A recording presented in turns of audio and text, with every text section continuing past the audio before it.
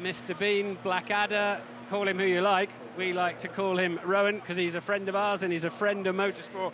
If I can just get through I've got this backpack on, I don't want to rip off with all the electronics on it. How are you? How are you? Haven't seen you all week. Here we are again. So, the Indian Grand Prix. I don't know about you, but there's a lot of energy for me going on here. Yeah, I mean, these grids get more and more crowded. I've only been on a couple of them, but this is the most crowded.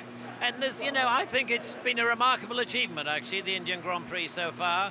Because it's not an easy country or an easy society in which to make this kind of thing work. And I think they've done remarkably well, So far, so good. I had some slightly Indian traffic this morning on the way in, just slightly Indian. What, about 2 hours or something? Yeah, it took a couple of hours to get in. But we got here and on time, and everyone seems to be bright and optimistic, so that's good.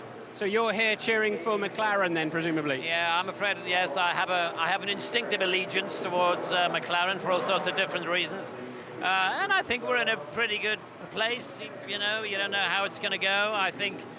But I think Lewis is in good form. I think he's in better form than he has been for some months. So I think they're optimistic. Well, we've seen him not looking as happy as he has been. Have you spoken to him this weekend? I've spoken to him a bit. I mean, I don't claim any great intimacy with him or with his thoughts, and I would describe him as slightly reflective. But that's not a bad thing. It's a kind of optimistic reflection rather than a depressive reflection. So I think the future is bright for him. Okay, let's hope the future is bright for the Indian Grand Prix. It's wonderful to see you again. Let's see if we can.